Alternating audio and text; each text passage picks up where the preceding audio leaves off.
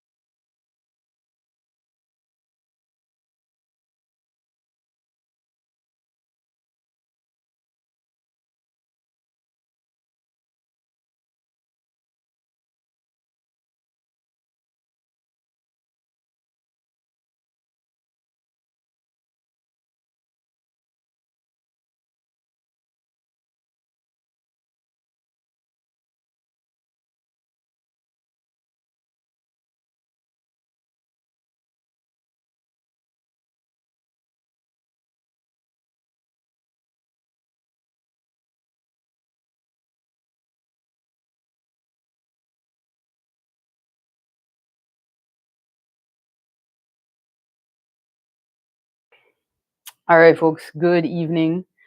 Um, Welcome back. This is episode 2 of season 2 for the new parliamentary year, 2024-2025. Gonna start off by, let me just see, hoping everyone had a good weekend and wishing everyone a pleasant week to come ahead. Um, don't know if anyone has noticed how ridiculously hot it is, but I do urge everyone stay hydrated. Um, it's gonna be a wild time. Uh, Let me see. Yeah. So this last week in Parliament, we predominantly had the budget amendment. That was the focus after the Constitution Day, and I hope everyone had a happy Constitution Day um, last Monday. There were there was one main event, the 6 p.m. cultural event. Of course, if you went to the early 8 a.m. mass, that was also there. But the 6 p.m. cultural manifestation event, so it was a multicultural celebration with presentations from many of the nationalities that call us Martin home. We went as far as Bulgaria to Romania, right back to the Caribbean, Guyana. Actually, no, we went as far as Sri Lanka. Let me just put it like that. Um, and then back towards this side of the globe, ending off, of course, in the Caribbean with Guyana, etc., and those two communities that have been uh, dominant part of our societal fabric for a while, which was, of course, the Indian community and the Chinese community, with really great cultural presentations by them as well. And then afterwards, each culture had some food that you could try right there at the cultural center in town. So kudos to the Department of Culture, Clarice, for putting that on. I do hope to see those things grow bigger and more frequent. Um, and of course, that we have more to do with Constitution Day, because if you look at what happened in Curacao, it was like a couple of days of celebrations and events, and here we just had really the day. Of course, those things take money, so here's hoping that we can find a way to make it work, maybe through a public-private partnership with contributions from the communities. Um, the let me see. After that, budget. So we ended off the budget deliberations on Wednesday. Yeah, because it was Monday was a holiday, so Tuesday we had it. We finished off around, I want to say 6 p.m. or so. Came back the next day for 10:30, but we also had votes on committee chairpersons starting at 9 a.m. So we were in the building from 9 a.m. And then finally around um, ended off around 9:15, 9:30. It was after 9, that much I know.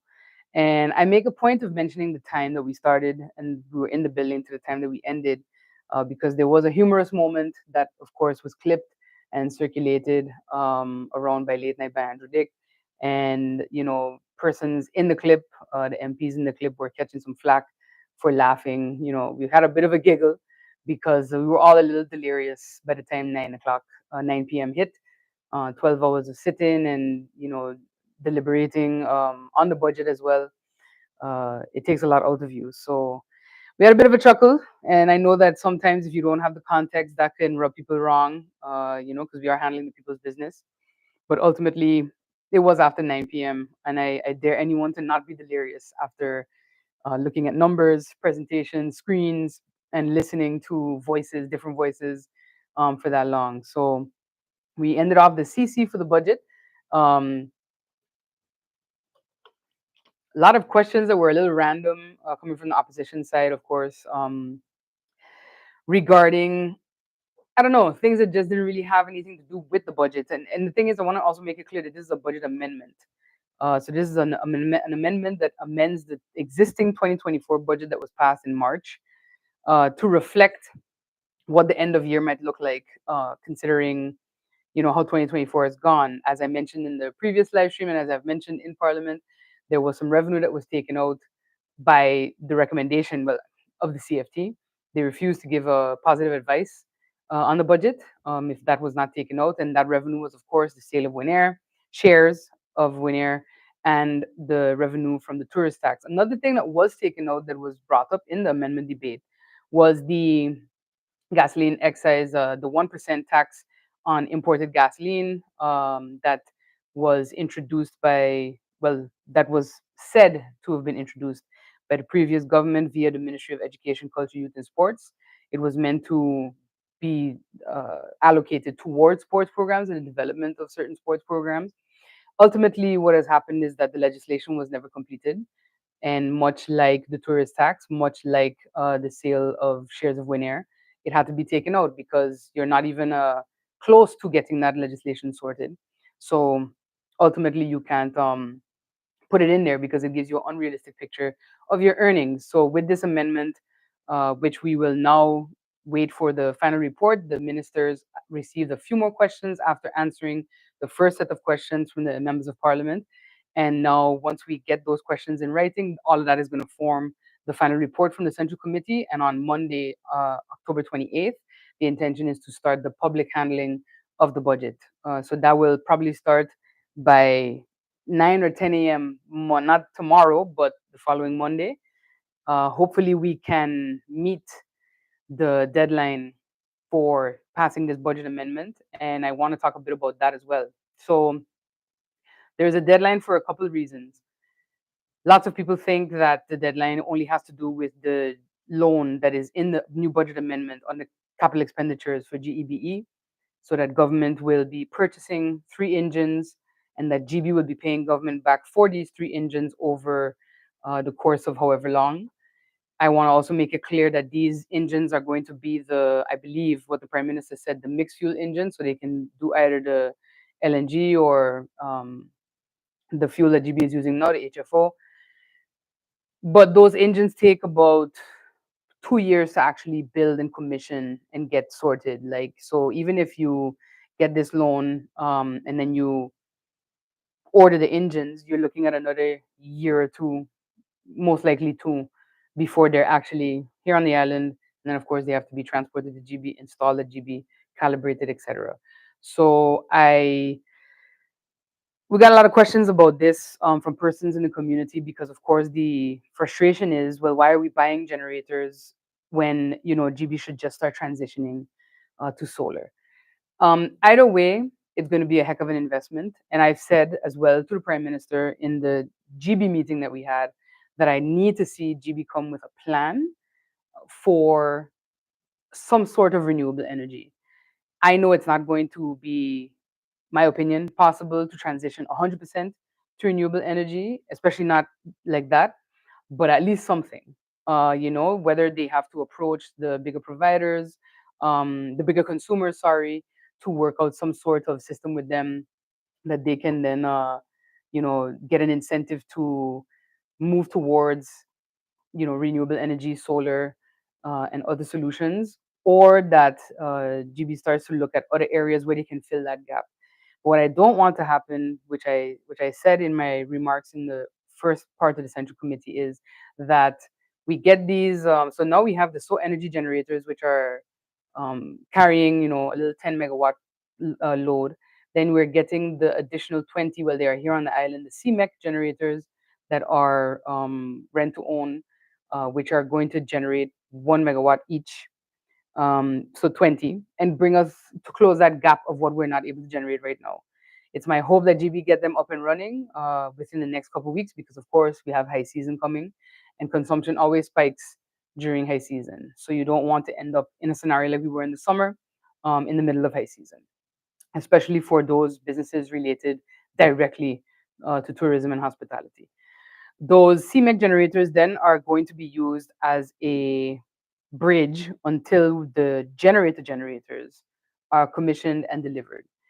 What's the big concern about then this loan? What's the big concern about what I've been saying, which is that GB keeps saying they will absorb the cost, for these rental container generators, and nothing will be passed on to the consumer.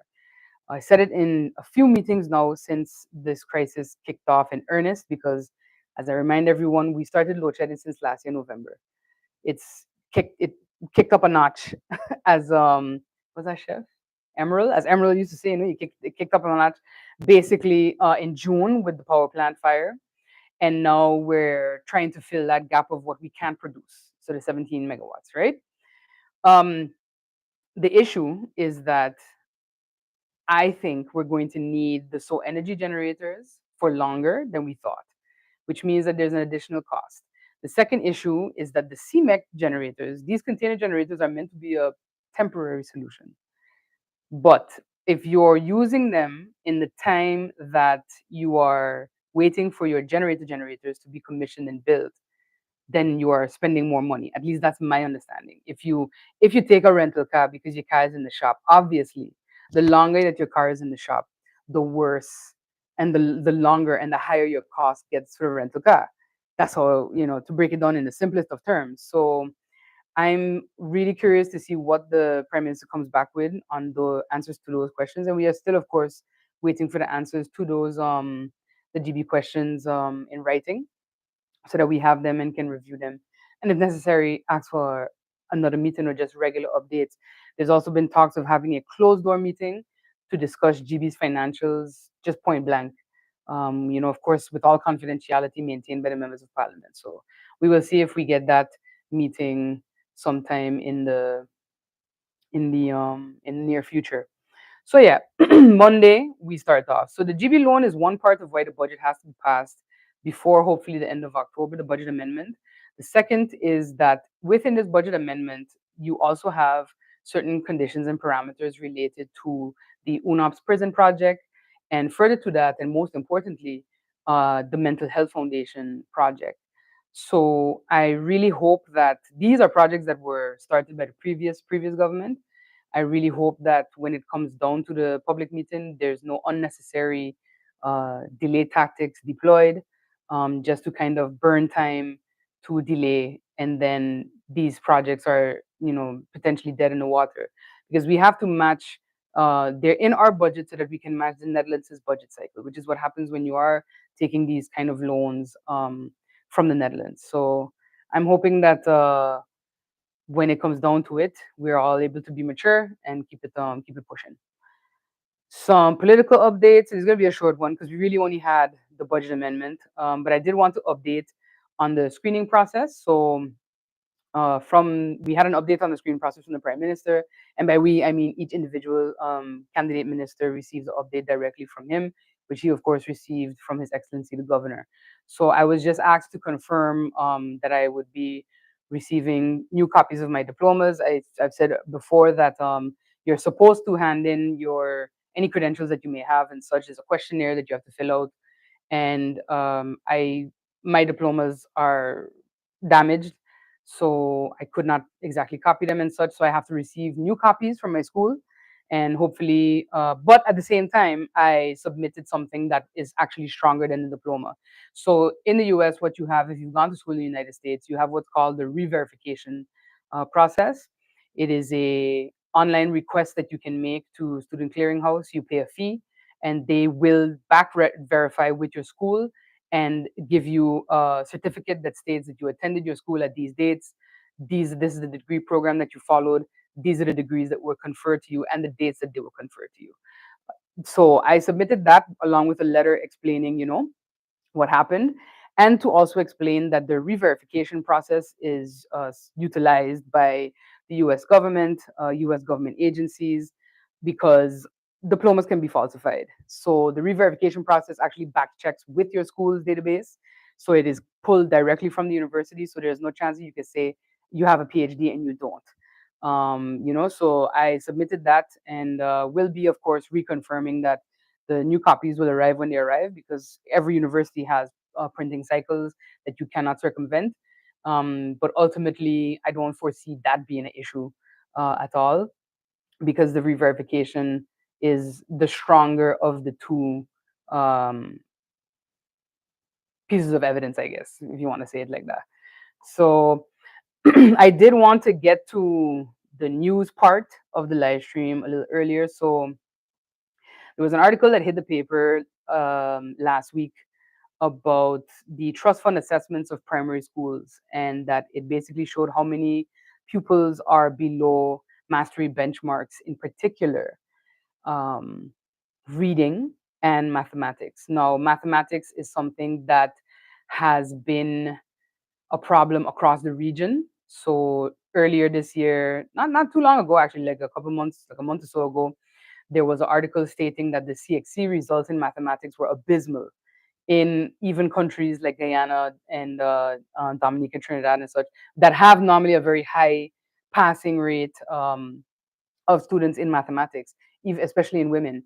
So the issue is that everybody is doing poorly in mathematics within the region, but the reading assessment is troubles me a lot, and I have spoken about this before.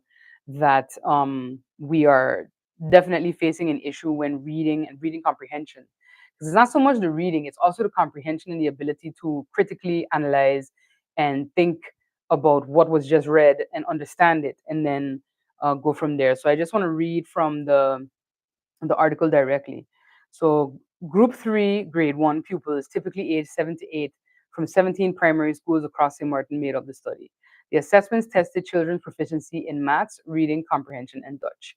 The EGMA test, so the EGMA is early grade reading assessment, focused on skills like, the math test, sorry, my bad. The EGMA is early grade mathematics assessments, focused on skills like number identification, addition, subtraction, problem solving.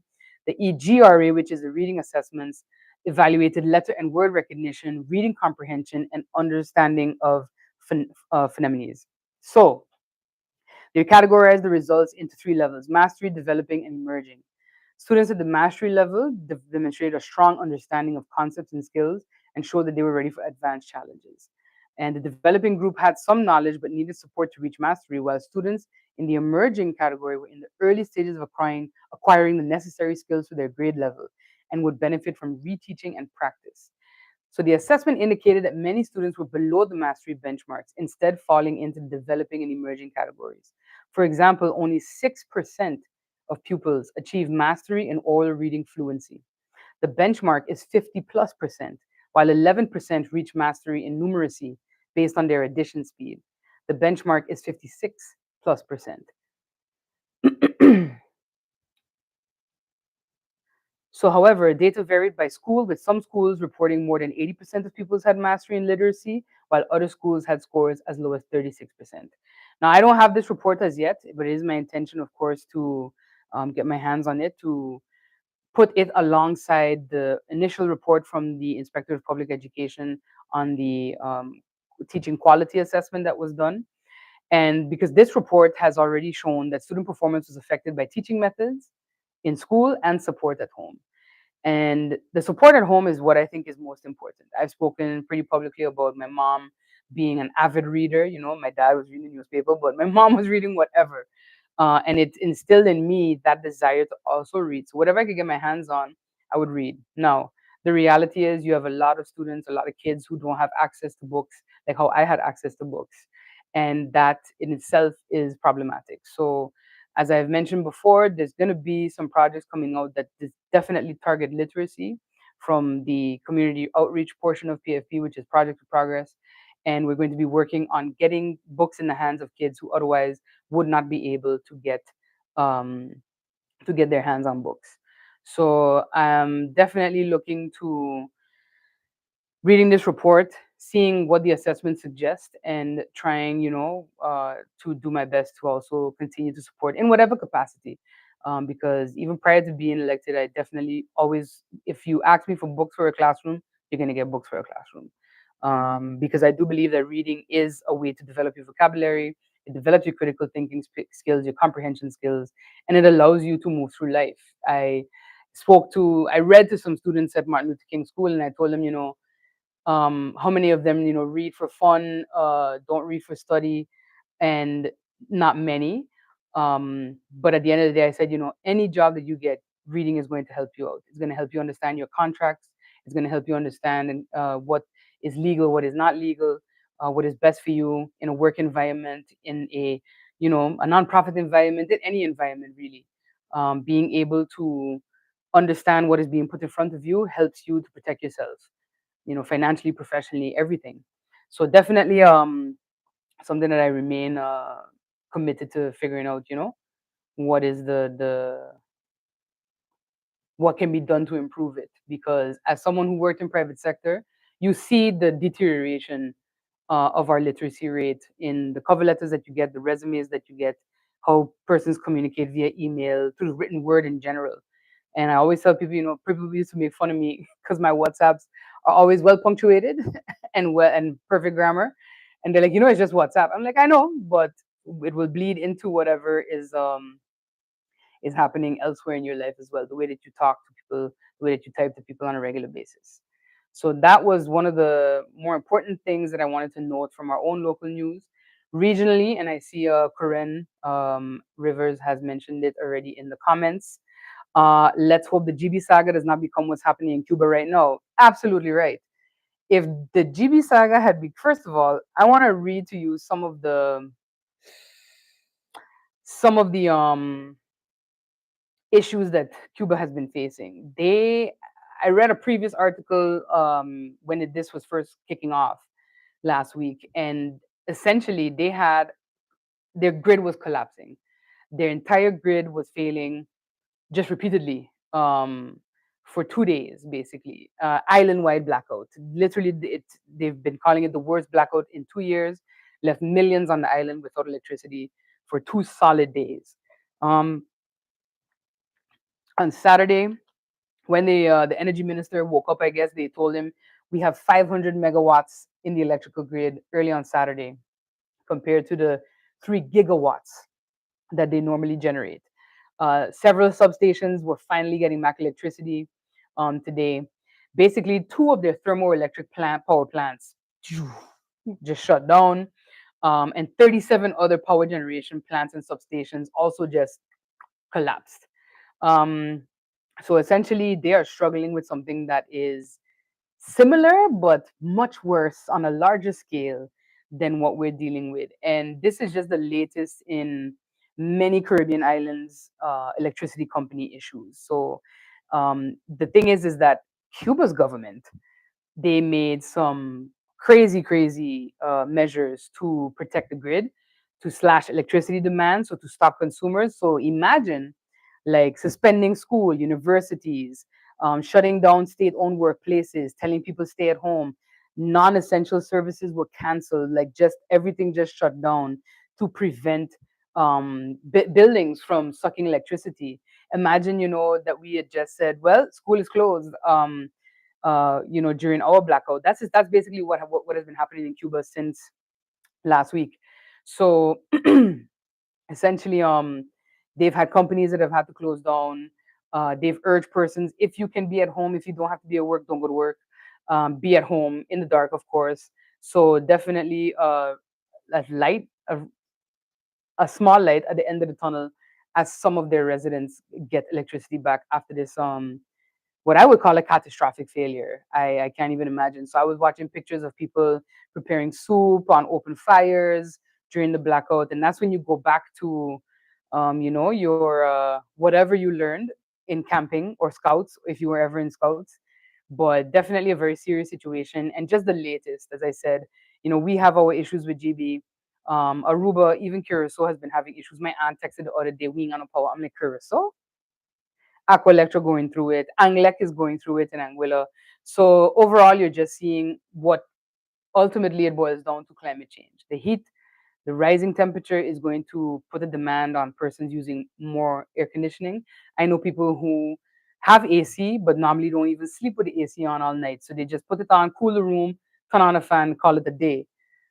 Now I'm hearing those same people say, yeah, I had to sleep with the AC on last night because it was too hot.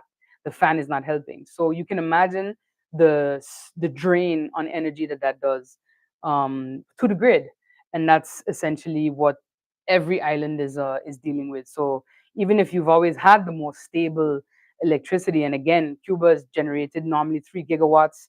They have, thermoelectric plants, more so a diversification of their energy supply.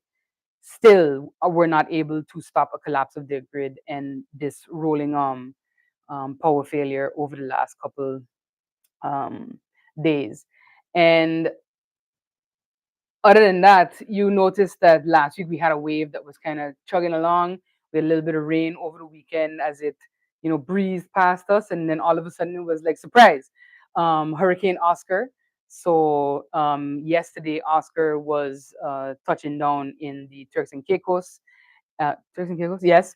And then strengthened up to, I think, a Category 1 hurricane rapidly from a tropical storm. So became a tropical storm after leaving us, and then up to a hurricane status, and then passed over them last night. And then tomorrow morning, well, this morning, they woke up where the conditions were already improving, and now it looks like he's gonna curve, and by Tuesday-ish, passing over, some of the islands of the Bahamas, on his way to the Atlantic. And if I look at the track, maybe Bermuda, I don't know.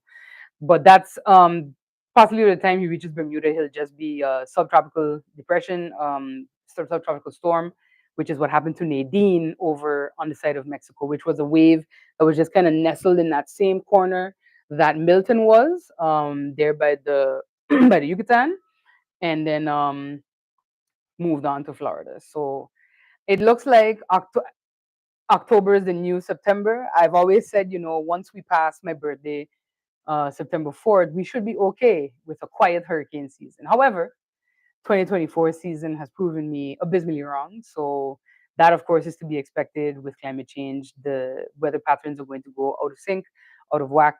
So yeah, definitely some things to look at. And I just want to touch on this last bit here. So you've had the opening of our arrival hall at the airport at Princess Juliana International, 7 years after Hurricane Irma. Of course, construction only started in 2022, since the financing was only agreed upon in October 2021, as I've always said here and in Parliament. So after 2 years of construction, the airport is open, the arrival hall, and with it came the new entry form for St. Martin, much like what Aruba and Curacao already have. So a digital entry form. And of course, persons are complaining because it has little, some wonky stuff on it, and just, it wasn't working. These things always have hiccups. This is why, usually you should be testing them. I don't know how it went. I don't know who developed it, but in any event, that's some of the hiccups that were happening with the opening of the arrival hall. And I just wanted to read this piece posted today about Caribbean nations streamlining travel with online immigration forms. So I saw some people saying, yeah, this is just going to make it more tedious for people to come and they're going to pick somewhere else to go. Okay, GG, because everywhere is going to do this. Dominica, the Discover Dominica Authority, which is their tourism authority, stated that travelers arriving in or departing from the island can visit the website to submit their information electronically. Then they'll receive a confirmation along with a QR code, and they can start submitting up to 3 days before arrival. So to just rattle off who has, Aruba has the ED card, Barbados has a travel form, Bermuda, Curacao, St. Lucia, St. Kitts, Jamaica, the Bahamas, St. Martin now on the list, Tortola, and the Dominican Republic. So essentially, many islands are already signaling that they're going to be moving towards these portal systems, scrapping the paper system that you're accustomed to. Turks and Caicos is in the process of creating a ED card platform, although they don't have a time frame as yet. Trinidad and Tobago's finance minister also announced that they will be launching their own immigration portal next year. So essentially, this is going to become the norm in the Caribbean. And I know some people are, a little frustrated, resistant to change, but ultimately, it just means that our airport is modernizing, and nobody complains about having to fill out these American Airlines forms and JetBlue forms online before you can even check in. So just to have some patience as they work through the kinks of this new system. Um, because I'm pretty sure they're going to get it up and running. Aruba's didn't go off without some hiccups, and that's just how technology works, guys. To be honest, so always have a little bit of patience for your app devs, and hopefully they'll iron out the kinks relatively soon. I want to touch on this comment from Cassandra Richardson. Any reports on assessing emotional intelligence, which is also and has been a growing area of interest and concern. So this, I assume, is going back to what I mentioned with the trust fund assessment of primary school students and their benchmarks. So emotional intelligence, definitely something that needs to be tested. For I think everybody in the chain of education, and actually anywhere. If I had to undergo emotional intelligence tests and training as a customer service manager at a telecoms company, I think in education you can also do something similar. So I don't know if that was done. Like I said, I haven't seen the full report. I'm pretty sure this is just a test on kids' ability to read and understand numbers. But I think those types of assessment, especially in this day and age, when you have special needs kids, whether they're on one end or the other of the spectrum, they need a little additional patience and a little additional emotional intelligence and understanding from those in authority, responsible for their education and care for at least 8 hours out of the day, or 5, 7. But yeah, I'm not sure, but definitely something that I would advocate for. Also too, for teachers, school managers, even school boards, to be honest. I think a lot of times people forget that these are kids, and they are ultimately the clients of education, and the most important people in the whole chain. If you want to put a little private sector spin on it, the customer is king is something that they say. So definitely within reason is what I always say, because of course I never allowed customers to mistreat my employees either. So you also have to have that balance, where persons are also held accountable, outside of school, and that's never the teachers, that's the parents. So that basically rounds up what's been going on. Couple weeks left until the U.S. election. I don't even want to talk about it, but we will see. Still happening in the U.S. though is that those thousands in North Carolina still unable to flush their toilets after Hurricane Helene, which we know all too well, following Lewis, Irma, etc. But especially Lewis, because Irma we got things back, pretty decent. Um, but yeah, definitely what we wanted. And I'm not gonna lie. Earlier, like around the time of like Milton and such, we had that little thermal anomaly detected at Soufriere in St. Vincent, and I said, guys, no more. Please pause. Take it easy.